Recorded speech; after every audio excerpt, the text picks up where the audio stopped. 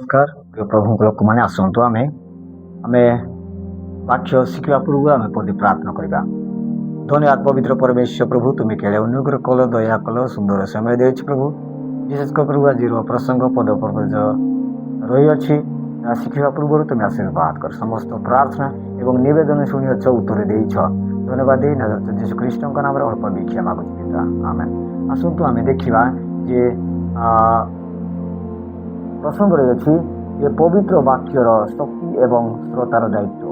पवित्र वाक्यर शक्ति एवं श्रोतार दायित्व आम देखुचु जहाँकि शास्त्र पाठ दि जाए आदि 9 पर्व तार 8 पदर 17 पद दि जाए आम देखुचु से मध्य देखा जाए जहाँकि प्रत्युत्तर परमेश्वर नहकु और तांकर संगी पुत्र मानक कहले देख तुम मान सहित और तुम्भ मान भविष्य वंश सहित और तुम्भ मान संगे समस्त जीवजंतु सहित अर्थात जहाजर बहिर्गत ग्राम्य व वन्य पशु व पक्षी प्रभृति पृथ्वीस्थ समस्त प्राणी सहित आम्भे अपना नियम स्थिर करुछु। आम्भे तुम्भ मान सहित यही नियम स्थिर करूँ। समस्त प्राणी जल प्लावन द्वारा उच्छिन्न हेब ना पुणी पृथ्वी को विनाश करने जल प्लावन हेब ना। पुनश्च परमेश्वर कहले आम्भे तुम मान सहित और तुम मान संगी समस्त प्राणी वर्ग सहित पुरुषानुक्रमे अनंत काल पर्यंत जो नियम स्थिर कलु वहीर चिन्ह यही आम्भे मेघरे अपना धनु स्थापन करुछु जहाँ पृथ्वी सहित आम्भ नियम चिन्ह हेब। जिते आम्भे पृथ्वी ऊपर मेघ संचार करवा से धनु मेघरे देखाଯିव तहिरे कुंभ मान सहित व मांस विशिष्ट समुदाय प्राणी सहित आमर जो नियम अच्छी आम्भर स्मरण हेब तहिरे सबु प्राणीर विनाशार्थे जल प्लावन आब ना। पुणी मेघ धनु हेले आम्भे ता प्रति दृष्टिपात करवा तहिरे पृथ्वीस्थ मांस विशिष्ट समस्त प्राणी सहित परमेश्वर जो अनंत काल स्थायी नियम अच्छी आम्भे स्मरण करवा। परमेश्वर नहकु कहले पृथ्वीस्थ मांस विशिष्ट समस्त प्राणी सहित आम्भे जो नियम स्थिर करियछु तहिर यही चिन्ह हेब। आम देखुचु जे परमेश्वर जल प्लावन पर से नियम स्थिर करियछंती जे आउ जल प्लावन करिबा नाही। आम एक चिन्ह देवा आम चिन्ह रखा वो चिन्ह ना गोटे इंद्रधनु माने देखा से परमेश्वर चिन्ह। तो प्रभु लोक मैंने आम देखुचु जे परमेश्वर जे एक चिन्ह रखिले आ वर्षा माने जिते बेले आसीबो सेही समय आमे आ सेही माने जिते बेले मेघ संचार करिवो सेही समय आमे देखिबा जे मेघ धनु देखा जीवो। प्रिय प्रभु लोक मैंने आसतु आमे आगक जीवा। आसतु आमे प्रथम विषय देखिबा तो पवित्र वाक्यर शक्ति।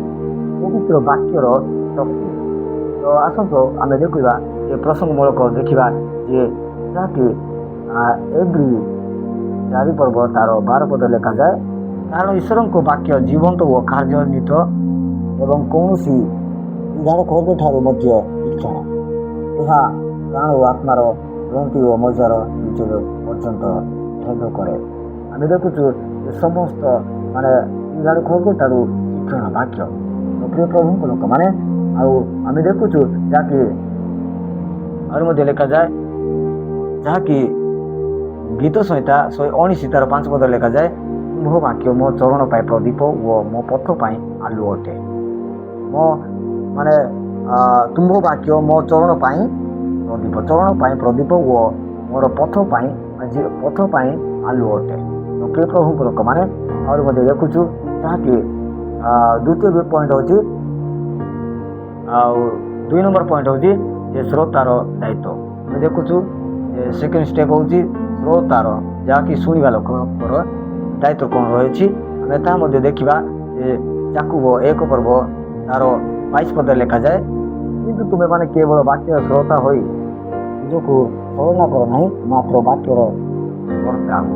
आम केवल शुणा लोक न हो काम करके देखा दरकार रही कार्य परिणत करवा दरकार रही। तो प्रिय प्रभु लोक मैंने आम देखुचु जे देखा जाए ଯେ ଲୁକ 8 ପର୍ବ ତାର 15 ପଦରେ ଲେଖାଯାଏ, ଆଉ ଯେଉଁମାନେ ଉତ୍ତମ ଓ ସରଳ ଅନ୍ତଃକରଣରେ ସେହି ବାକ୍ୟ ଶୁଣି ଧାରଣ କରନ୍ତି ଏବଂ ଧୈର୍ଯ୍ୟପୂର୍ବକ ଫଳ ଉତ୍ପନ୍ନ କରନ୍ତି ସେହିମାନେ। ଆଉ ଯେଉଁମାନେ ଧୈର୍ଯ୍ୟ ସହକାରେ ମାନେ ପ୍ରଭୁଙ୍କ ବାକ୍ୟ ଶୁଣନ୍ତି ଏବଂ ପାଳନ କରନ୍ତି ସେମାନେ ଧନ୍ୟ ବୋଲି କୁହାଯାଇଅଛି। ଏବଂ ଆମେ ଯେଉଁ ପ୍ରଭୁଙ୍କର ବାକ୍ୟ କହୁଅଛି ଏବଂ ଆମେ ଦେଖୁଛୁ ଯାହାକି ତୃତୀୟ ପଏଣ୍ଟ ହେଉଛି 3 ନମ୍ବର ପଏଣ୍ଟ ହେଉଛି ଯେ ପବିତ୍ର ବାକ୍ୟର ଅତିରିକ୍ତ ଶକ୍ତି।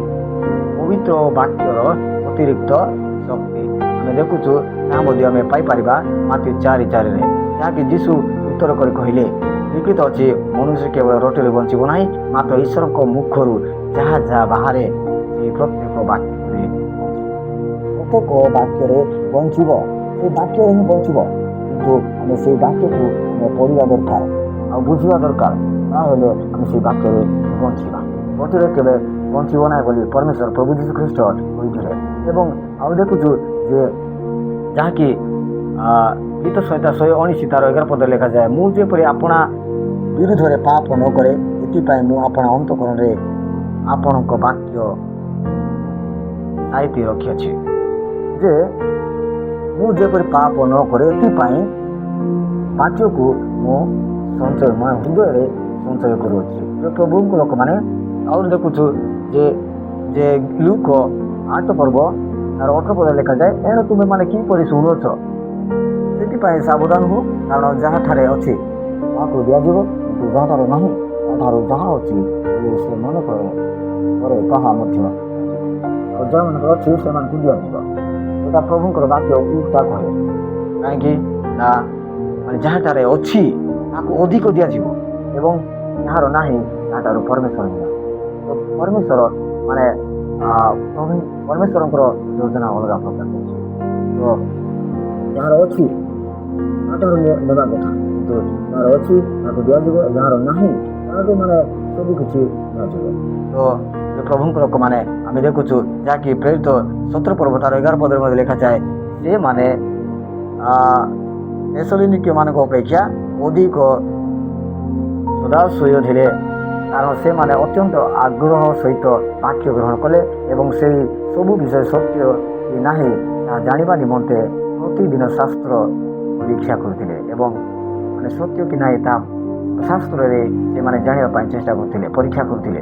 ଆଉ ଦେଖୁଛୁ ଯେ ଆହୁରି ମଧ୍ୟ ଲେଖାଯାଏ ଯେ ପ୍ରଥମ ଥେସଲୋନି 2 ପର୍ବ ତାର 13 ପଦରେ ଲେଖାଯାଏ, ଆମ୍ଭେମାନେ ମଧ୍ୟ ଅବିଶ୍ରାନ୍ତ ଭାବରେ ଧନ୍ୟବାଦ ଦେଉଛୁ, କାରଣ ତୁମ୍ଭେମାନେ ଆମ୍ଭଠାରୁ ଈଶ୍ୱରଙ୍କ ଯେଉଁ ବାକ୍ୟ ଶୁଣିଲ ତାହା ମନୁଷ୍ୟର ବାକ୍ୟ ବୋଲି ଗ୍ରହଣ କର ନାହିଁ, କିନ୍ତୁ ଯଥାର୍ଥ ଯେପରି ଈଶ୍ୱରଙ୍କ ବାକ୍ୟ ସେହିପରି ତାହା ଗ୍ରହଣ କଲ, ଆଉ ତାହା ମଧ୍ୟ ବିଶ୍ୱାସୀମାନଙ୍କ ମଧ୍ୟରେ କାର୍ଯ୍ୟ କରୁଛି। ବିଶ୍ୱାସୀମାନଙ୍କ ସହିତ କାର୍ଯ୍ୟ କରୁଛି। ତମେ ମନୁଷ୍ୟର ବାକ୍ୟ ନ କହି ମାନେ ଈଶ୍ୱରଙ୍କ ବାକ୍ୟ ବୋଲି ମାନିଲ ଏବଂ ତାହା ଗ୍ରହଣ କଲ, ସେଥିପାଇଁ ବିଶ୍ୱାସୀମାନଙ୍କ ମଧ୍ୟରେ କାର୍ଯ୍ୟ କରୁଅଛି, ତାହା କାର୍ଯ୍ୟ କରୁଅଛି। ପ୍ରଭୁଙ୍କ ଲୋକମାନେ ଆଉ ଅଧିକ କିଛି କହୁନାହିଁ। ସେଥିପାଇଁ ଆସନ୍ତୁ ଆମେ ଦେଖିବା ଯେ ପରମେଶ୍ୱରଙ୍କ ନିକଟକୁ ଆମେ ଯାହାକି ବାକ୍ୟର ଶକ୍ତିକୁ ଆମେ ଆଉ ଗ୍ରହଣ କରିବା ପାଇଁ ଚେଷ୍ଟା କରିବା, ଯାହାକି ସେଟା ହେଉଛି ଆମର ଏକ ମାନେ ଶୁଣିବାର ଦାୟିତ୍ୱ ରହିଛି ଏବଂ ତାହା ପାଳନ କରିବାର ଦାୟିତ୍ୱ ରହିଛି। ସେଥିପାଇଁ ପ୍ରଭୁଙ୍କ ଲୋକମାନେ ଯାହାକି ଆମେ ଦେଖୁଛୁ ଯେ ଏଇ ପରମେଶ୍ୱରଙ୍କ ବାକ୍ୟକୁ ଆଉ ଯାହାକି ଶକ୍ତିକୁ ଆମେ ମାନେ ଦାୟିତ୍ୱ ଭାବରେ ଗ୍ରହଣ କରିବା ଏବଂ এই ବାକ୍ୟ ଅନୁସାରେ ଆମେ ଚାଲିବା ପାଇଁ ଚେଷ୍ଟା କରିବା। এই ଅଳ୍ପ ବାକ୍ୟ ପ୍ରତି ବୁଝିଥିବା ହେତୁ ସମସ୍ତଙ୍କୁ ପ୍ରଭୁ ଆଶୀର୍ବାଦ କରନ୍ତୁ। ଧନ୍ୟବାଦ।